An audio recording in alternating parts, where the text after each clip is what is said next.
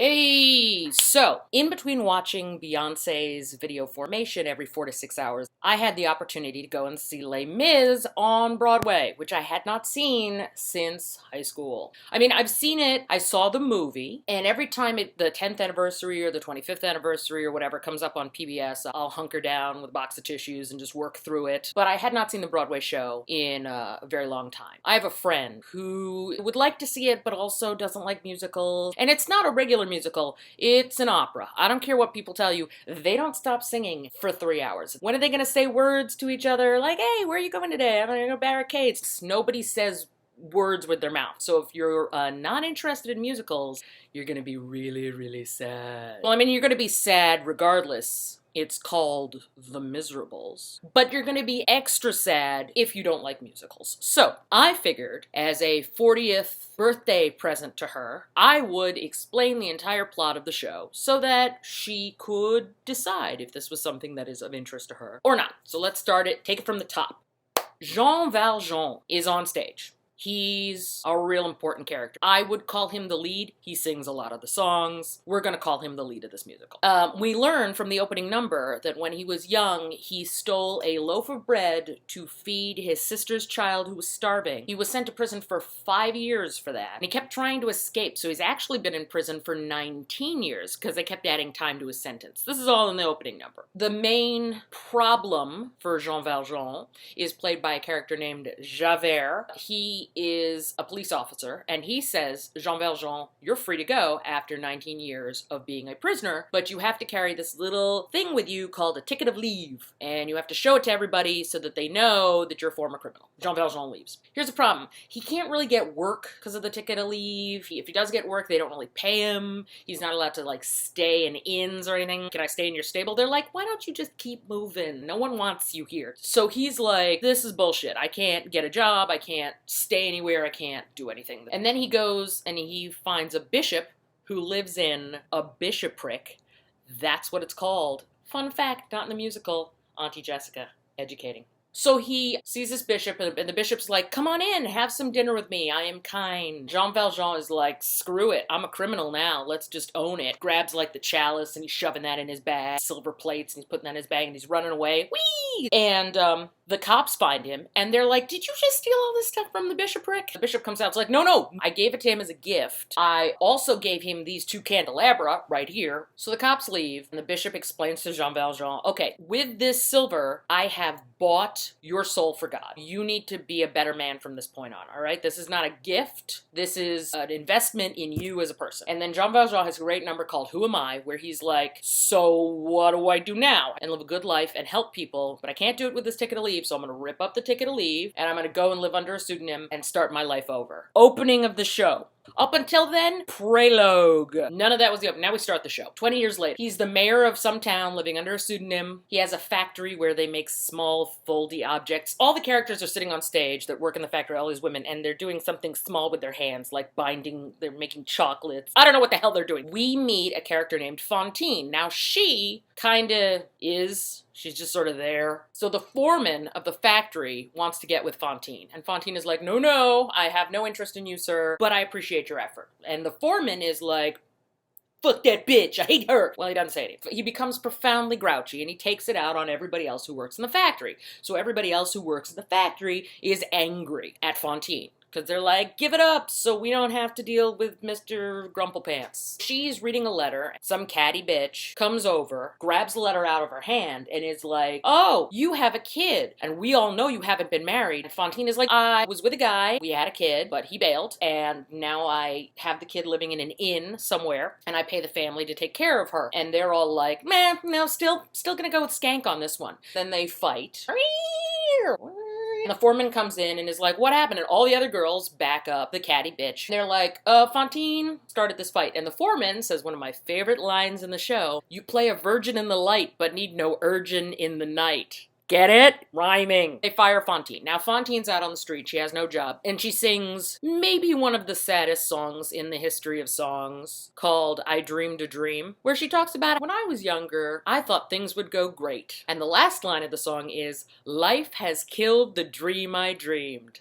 Yeah. Fantine ends up down by the docks with the prostitutes. And these are not high-end escorts. They all sing with a horrible Cockney accent because even though this takes place in France, the audience speaks English. So anybody who is well-to-do speaks properly, and everybody else is like, "Go blimey!" That's fine. So the song is "Lovely Ladies." All the prostitutes do a lot of boob hoisting and unnecessary squatting. Nobody needs that. We know what you're selling. You're advertising just fine. Just don't hunker down. And she ends up hanging out near them. Doesn't want a prostitute, but she's running out of options. So she sells her hair. In the movie, she sells a tooth. She has a locket around her neck. She sells that. And then eventually, gonna have to put the poontang on sale. They added a new line in this latest iteration of Les Mis where one of the prostitutes says, "There's a fire in my belly. When will the bleeding stop?" Oh, that's nice. Little touch of the VD. It's a cute touch, because we didn't know. We just assumed they were all in the peak of health. It's fine. So Fantine is now selling her cooter. She gets what I'm going to assume is tuberculosis. And some guy comes over to her and he's like, "Hello, I'm from the upper crust and I'd like to sample your wealth." And she's like, "Yeah, I don't give away the wares. The wares are for sale. How about I give you like half? How about you give me my full price?" "Stupid bitch, I'm gonna take what's mine."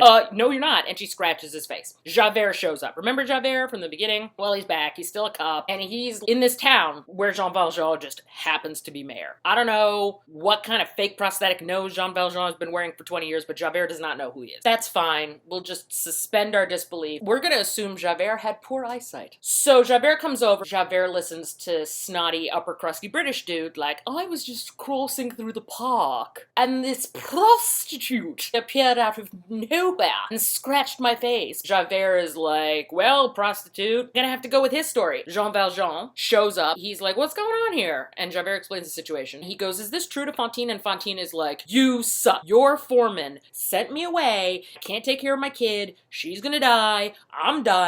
Jean Valjean's like, "Crap. Remember, I gave my life to God. That's not very godly. I gotta take care of this woman." He says, "Take her to the nearest hospital." And a second after he does that, a wagon filled with heavy shit. On stage, it's cannons, anvils. They're trying to convey to you that it weighs a fucking ton. Breaks and traps a guy underneath. Everyone is like, "Leave him there to die." We pick up that thing, all that crap rolls off the wagon. Whoever's picking it up also gets crushed and dies. Jean Valjean's like, "I got this." Reaches underneath and he's like, "Hey!" Lifts up the whole wagon and they pull the guy out from underneath. Javert is like, "Hold on a second. There was a guy back in the prison who was also crazy strong. He broke his parole. And I'm sorry, I didn't mean to mention anything. You're mayor and you're a very important person. And so I didn't mean to." And Jean Valjean is like, "Finish what you're saying." Javert says, "Well, we caught him. He's in jail right now, and he goes to trial tomorrow for his crime. So don't worry about it. It's perfectly fine." Jean Valjean has one of those crisis of faiths again, where he's like, "Well, I could let the guy go and die for me, and then I'm off the hook forever. That's great, but then I'm a bag of assholes, because that's a terrible thing to do. Or I could go and turn myself in, take his place and whatever, but then my factory closes, and none of these people can eat, and then I'm also a bag of assholes. What do I do?" And he ends up deciding that he's gonna go let this guy go free because it's his crime. So he goes to the courtroom and he shows the brand on his chest. "It's me!" And then he runs out of the courtroom. He goes to Fantine's side and Fantine is dying. One of the lines in the song is, "Look where all the children play." She's done. He stays by her side and she says, "Listen, I need you to take care of my kid." And he's like, "I got it. I'm on it. I'm gonna take care of your kid." "Good. I'm gonna stay here till you bite it." She bites it. Javert shows up. "Hey, I noticed earlier today in court you admitted that you were Jean Valjean." Jean Valjean is like, "Nah, I don't have time for your bullshit today. I got stuff to do." And Javert is like, "No, I'm taking you back to prison." Jean Valjean is like, No, you're not. I'm gonna go pick up this kid." He beats up Javert and leaves. And Javert is like, "I'm gonna make it my mission in life to hunt your ass down." Okay.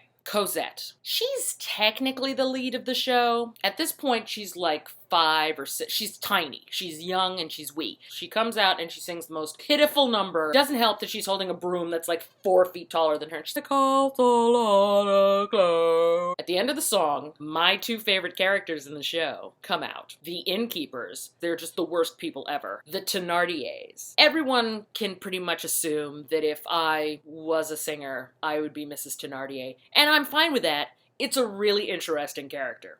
I used to dream that I would meet a prince. They come out, they have their own daughter Eponine. They treat her great. They treat Cosette like garbage. We're only in this for the money. They make her go out and get water from the well at 9 o'clock at night in the dark in the forest. She's 5. It's ridiculous. Jean Valjean finds her in the forest. And he's like, oh dear God, okay, hi tiny person. How are you doing? You look really scared. My name's Cosette. Comes back. The Thénardiers are like, who are you and what do you want? And he's like, Fantine told me to come pick up Cosette. I'm here to pick up Cosette. And they're haggling over her. Finally, Valjean's like, great, here's a shit ton of money. Let's never bump into each other for any reason ever. He takes Cosette and he leaves. 10 years go by. Jean Valjean is 70. We're now in Paris. Jean Valjean and Cosette live in hiding. The French Revolution has happened, but it hasn't been going great for the poor. They're still getting screwed left, right, and center. And the only government official who cares about them, Lamarck, is on his deathbed. He's about to die. A whole bunch of students decide that they're going to have a revolution, again, to help the poor because the system is not working. Oh, and the Thénardiers lost their inn,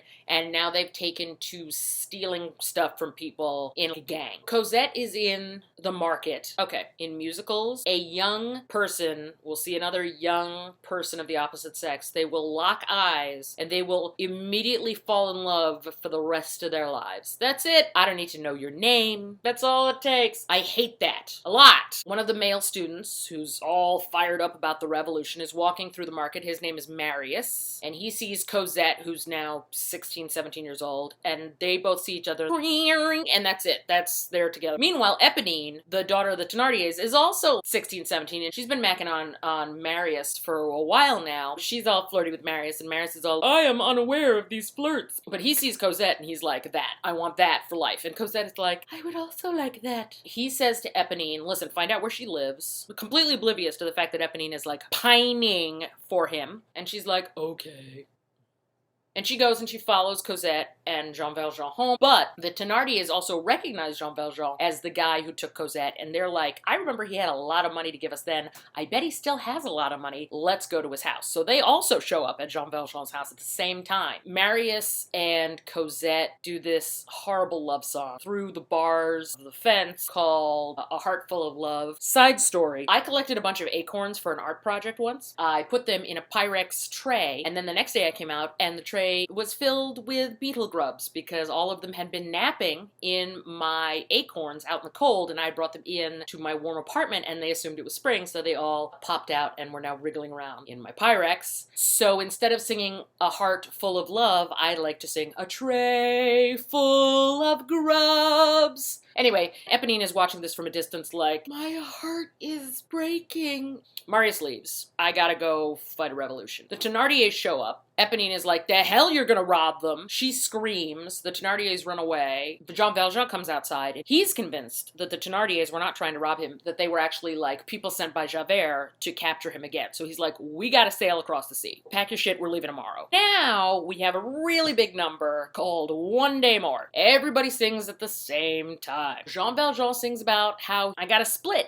Cosette and Marius are singing about, I don't know if I'm ever gonna see you again. Marius is also singing about, I might get shot tomorrow. All these college soldiers are singing, who knows if we're gonna kill people. Javert is like, I'm gonna sneak into the soldier ranks as a spy and find out what they're doing. Eponine is like, I don't know how to get Marius to notice me. The Thénardiers are just like, can't wait to steal more shit. Everybody sings. You would think the show would be over because that's enough show. Nope. Intermission. We're only halfway done. I'm gonna take this intermission as an opportunity to eat some of this Nutella-like product because who doesn't like hazelnuts and chocolate? It's so good. I'm eating with a spoon. I don't give a crap. We're back. Act 2 starts. The students have built a barricade in the corner of one of the streets, blocking it all off, waiting for the army to come. Javert has decided to sneak in as a spy. Then he lies, and this kid named Gavroche, who is some street urchin, Gavroche is like, I know you! And all of the students are like, hooray for Gavroche! They put handcuffs on Javert and put him aside until they can figure out what to do with him later. Marius is like, I need to send a note to Cosette so she knows what's going on. He sends Eponine to go do it. Eponine is like, okay. She goes to drop it off, sings her most important song, which is called On My Own, which I have a visceral reaction to because when I was in high school, it was the go-to song for all the girls to do at auditions, and they all sang it the same way, which is really, really nasally. On my own, be beside me.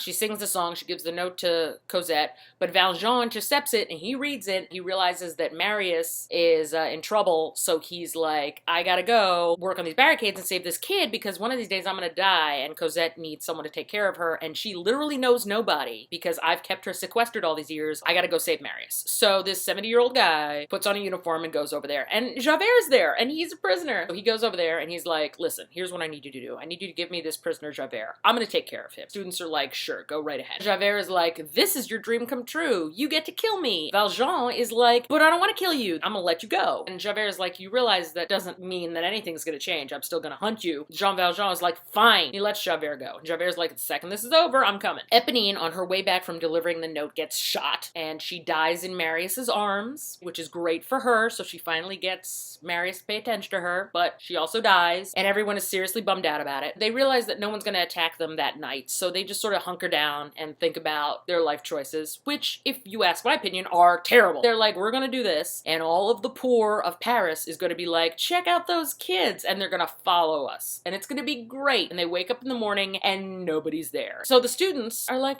oh, okay, so we're just gonna die now. That's what's gonna happen. The army is like, you seriously don't want to back out on this? And all of the students are like, we're gonna do this. All of them die. Except Marius. He's shot. It's a substantial boo-boo, I believe in his leg, that might be life-threatening. Jean Valjean, remember, he's crazy strong even though he's old, picks up Marius and carries him through the sewers of Paris in an attempt to get back to his house so he can nurse Marius to health so Cosette will have someone to take care of her when she's older. He bumps into Thénardier, who sings my favorite song in the whole show, which is not in the movie, and it's called Dog Eats Dog, about how he's stealing all the trinkets off the dead students' bodies. Thénardier is the worst. So Valjean is exhausted, and the fumes from the sewers are probably not helping, so he passes out. Marius is unconscious because he has a major leg boo-boo. Thénardier steals some stuff off of Marius, and then he goes to pickpocket Valjean, but then Valjean is like, I'm awake, no, I'm awake, and Thénardier is like, sorry, and he leaves. Then Javert is there. Javert is in the sewers, because he's in the sewers. Let's go with that, that's fine. And Jean Valjean is like, will you get out of my way? I gotta take this kid who's dying back to my house. How about this? I take the kid back to my house, I find someone to nurse him back to health, and then I come voluntarily with you to prison. How does that sound? Does that sound okay? Is that enough? Are we good? Javert is like, yeah, that's fine. He allows Valjean to pass with Marius, and then he has a crisis of faith, because he's like, what if my entire life I've been chasing this guy and he's one of the good guys? That's awful. And so he sings a whole song about that, and then he throws himself off a bridge and dies. So Javert is finished. Jean Valjean gets Marius to his house, and he nurses Marius back to health. And Marius is, of course, super bummed out because all his friends are dead. He decides to marry Cosette, and Valjean gives him permission, of course. So, Valjean explains to Marius a little bit of his story, but he's like, you can't tell Cosette. And then he also explains that Cosette needs to be free and live with Marius, but he can't do that because even though Javert is dead, Valjean is still a convict who broke his parole, and I'm sure there are other people looking for him. So he's like, listen, I'm gonna go tell Cosette I had to leave and die quietly someplace else. And Marius is like, I don't agree with any of the things you just said. I think we should tell Cosette your life, and I think you should stick around, but that's fine, and go do your thing. Jean Valjean goes to the convent where Fantine died to await his impending demise as well. Marius and Cosette get married. Yay! And the Thénardiers show up, and they're mad rich because they made all of that money off the deaths of other people. They go up to Marius and they're like, listen, I had to tell you something real important to you, but you need to give me some money. So Marius is like, okay, here's some money. What do you need to tell me? And they're like, the chick you're marrying, her father, Jean Valjean, was carrying a corpse around in the sewers after the fight, and here's his ring. And Marius is like, no, that's my ring. Now I realize that Jean Valjean saved my life. Holy crap, that's amazing. Of course, Jean Valjean, being super humble and modest, never mentioned the fact that he saved Marius's life. We gotta go and talk to him. And Marius is like, oh, by the way, Thénardiers, you're super gross. And Thénardiers are like, too bad, we win at everything because we're not afraid to get our hands dirty. They get it done, and now they're rich. Marius and Cosette go to the convent where Valjean is, the place where Fantine bit it. Fantine shows up as a ghost, and she's like, come on, join me. me. It's awesome over here. All your friends are here because everybody in this fucking musical is dead anyway. Cosette and Marius show up just in time. Jean Valjean has written out his whole life story for Cosette to read after he's died, and Cosette, of course, is like, "You're dying? Why does nobody tell me anything?" She's very upset. Jean Valjean realizes that his life amounted to something. He dies. And then, the closing number, all the dead people, there's like 25 people in this cast, and 4 of them are left alive. And they sing about how the poor will be relieved of their shackles, and that's the end. That's the show. It's great. I know it sounds nutball banana pants, but it's really fun. You cry, then you cry some more. Oh my god, it's cathartic. I would describe this musical as like getting a full body scrub. You go and you sit in a very hot sauna, then some woman scrubs you vigorously with salt or sugar that does not feel great, and then afterwards you're like, I am cleansed. And that's what it's like seeing this musical. So I hope this has been helpful, and now you can decide if you want to see it or not, and I hope you have a wonderful 40th birthday, and I love you. That's it. All right.